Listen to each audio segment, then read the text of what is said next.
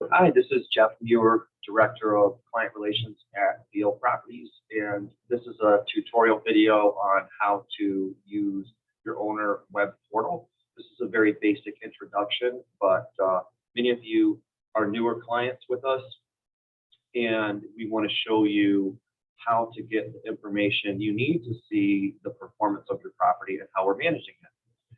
So one thing to note is for many of our newer clients, they call and say, I'm having trouble getting logged in. Oftentimes they're logging into what had been their client prospect portal, where we first sent the contract out and you sent us the documents you need to get your property in our system.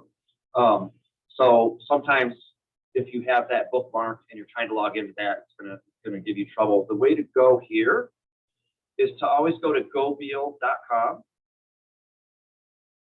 and start there. Bottom right, look at the owner's login, click that. That's going to take you to this login page. Enter your username.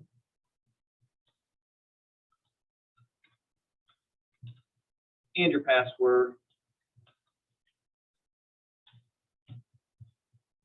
And this will take you to your owner web portal dashboard.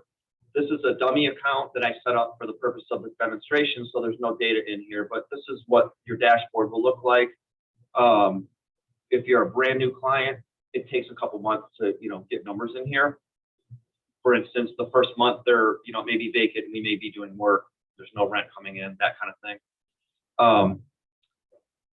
Where you want to go here is to the report section.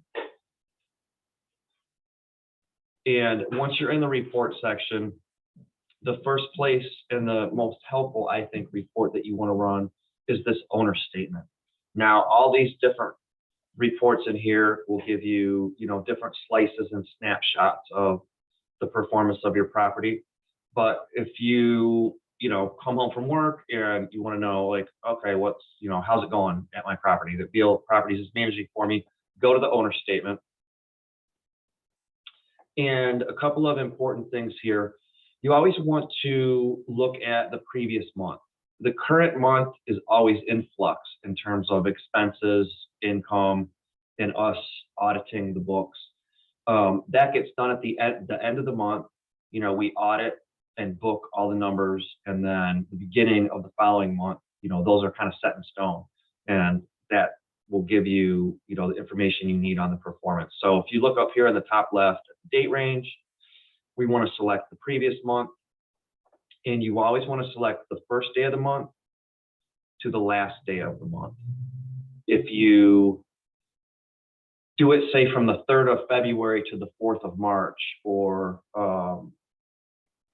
the 28th of January to 27th of February, it's going to mix up the numbers from two different months, and it's really not going to tell you anything that meaningful. So again, previous month and the first day of the month to the last day of the month, you have some options here to show detailed income, detailed expenses, detailed transactions. That's all fine. I would run the basic report first, and then, if you want details, then you can come back and run this. Also, if we manage multiple properties for you, you can set this to have the reports separated by property and by unit. If we do manage multiple properties for you, I would, separate that. So you're seeing the numbers for each property individually. So let's just assume in this case, we manage one property for you. So we've got all that set up. And then to run the report, you have some different options down here on how you're going to output that. I like PDF, and then you just click Run Report. And again, this is a dummy account that I set up for today, so there's no data in here, but right before I started this video, I pulled up a fairly random account, and I took, the owner's name and address out.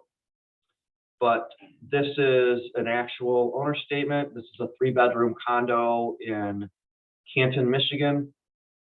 The owner said they would love it if we could rent this out for $1,900 a month, and we ended up renting it out for $2,200 a month. This is a very typical owner statement for one property. And to me, when I look at this, I see perfection.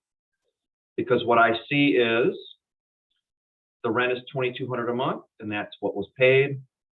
There were no service issues, so there was no, labor expense or maintenance for materials.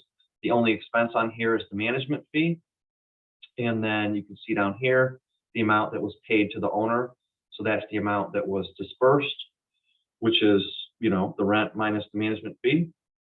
And then on the bottom left here, you can see the security deposit that's being held.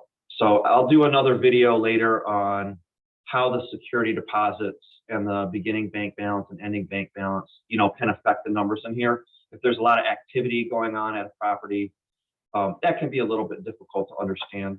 But to me, this is a perfect snapshot of how we want a property to run. It looks great. So we'll just go over a couple other brief things here in terms of the owner web portal and some helpful functions. One other thing that many owners use is the service issues feature. And again, it's just up on the menu bar, service issues. If we manage, multiple properties for you, you may want to know, if it's an older property, especially, is there a lot of activity? Are there a lot of service issues? Are things breaking down? That kind of thing. Some owners use this a lot. They might look at it every day. Other owners never look at this because they know that we're taking care of their business for them. But one example of why this might be helpful is, let's say you bought your first income property 5 months ago, and then you had a new water heater installed 4 months ago, and then you hired us to manage the property 3 months ago, and then 2 months ago we got the property rented, and now last month the tenant enters a service issue saying there's no hot water. Well, if you saw that service issue, you would give me a call or shoot me an email and say, hey Jeff, that's a brand new water heater. I've got the warranty on it, so here's the number to call the warranty and get this looked at. That's an example of why this would be helpful. And again, some owners look at this frequently. Other owners they don't bother with it. The last thing we want to look at today, because these are pretty much the three most common things here, is make contribution. So if this, again, let's pretend you're an out-of-state investor, you just bought your first income property in Michigan or Ohio, you hired us to manage it. And the first thing we do is go do an assessment. We might say you need a new bathroom vanity, fresh coat paint to get the top market rent here. And here's the quote. You approve the quote, and then we ask you to make an owner contribution so that we can pay that bill. You would go here, click make contribution. It gives you 3 different options for how to make that payment.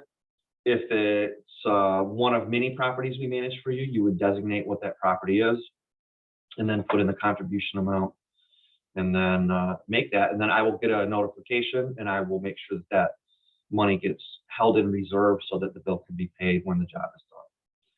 So again, we will be doing more videos on how to use your owner portal and other things about how we can best work together as your property manager and you as our client. If you have any suggestions for specific topics you'd like us to cover, you can email those to me at jeff.muir@gobeal.com. And thank you for joining us today for this tutorial.